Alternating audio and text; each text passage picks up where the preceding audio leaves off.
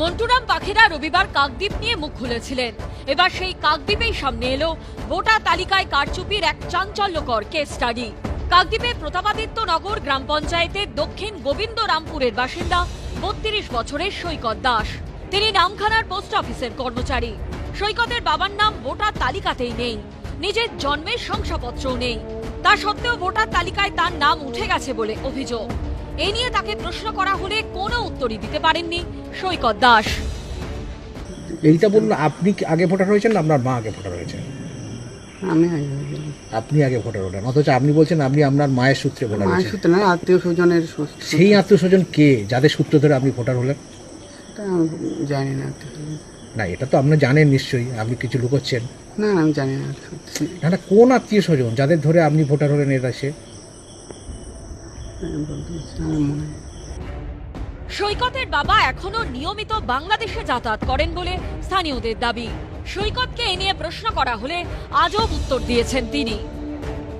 সত্যি কথা বলুন, আপনার বাবা কি ওখানকার স্কুলের টিচার, বাংলাদেশ স্কুলের টিচার? না সেটা বলতে পারছি না। এইটা মিথ্যা কথা বলছেন। আপনি জানেন না আপনার বাবা টিচার কিনা? এটা হয় আমি জানবো না আমার বাবা কি করে?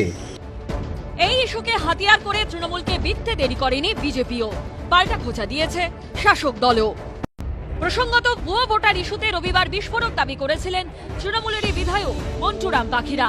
তিনিও কাকদ্বীপ এসডিও অফিস এবং বিডিও অফিসের কিছু সরকারি কর্মচারীকে কাঠগড়ায় তুলেছেন।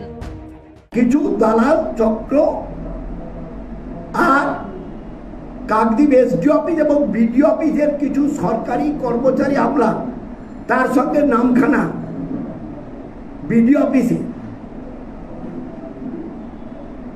বা যারা নামখানা ব্লকে এই নির্বাচনের কাজটা করেন, তারা এই অনিয়ম এবং এই চক্রের মধ্যে জড়িয়ে আছে, যুক্ত আছে।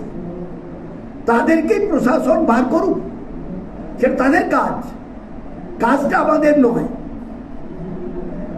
অর্থের বিনিময়ে হাজার হাজার টাকা, লক্ষ লক্ষ টাকার গল্প দেখানে।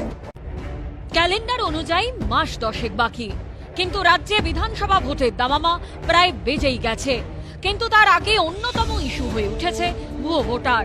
জানিয়ে এবার রাজ্যের মুখ্য নির্বাচনী আধিকারিকের কাছে দরবার করলেন শুভেন্দু অধিকারী।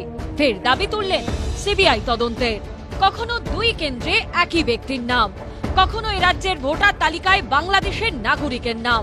গত কয়েক মাসে ভোটার তালিকায় সামনে এসেছে এমন একের পর এক গড়মিল, জানিয়ে উত্তাল হয়েছে রাজনীতি। সম্প্রতি এই ভোটার তালিকায় অনিয়মের অভিযোগে দক্ষিণ 24 পরগনার কাকদ্বীপের সহকারী সিস্টেম ম্যানেজার অরুণ গড়াইকে সাসপেন্ড করেছে মুখ্য নির্বাচনী আধিকারিকের দপ্তর। সোমবার বিরোধী দলনেতা অবশ্য দাবি করলেন এর নেপথ্যে রয়েছেন জেলা প্রশাসনের শীর্ষ কর্তারা।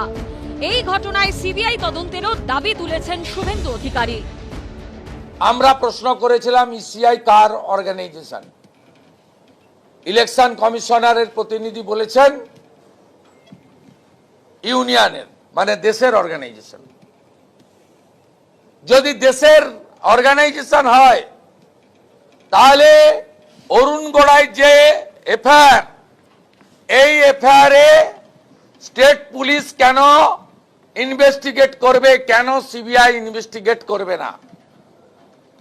আমরা দায়িত্ব নিয়ে বলতে পারি এই 120টা ডিস্ট্রিক্ট ম্যানেজার যারা আছেন পিএসসি থেকে পাঠানো হয়েছে, এরা ছোট ছোট টুলস, ছোট মেশিন এদেরকে ব্যবহার করা হয়েছে। এদেরকে ব্যবহার করেছেন এসডিও এবং ডিএমরা। তাই এই কেস অবিলম্বে আপনি সিবিআই কে হ্যান্ডওভার করুন। উনি বলছিলেন সাব জুডিস, আমি বলেছি সাব জুডিস নয়। অরুণ গোড়াই কলকাতা হাইকোর্টে গেছে যে আমাকে দিয়ে করানো হয়েছে, সেন্ট্রাল এজেন্সি ইনভেস্টিগেশন চাই।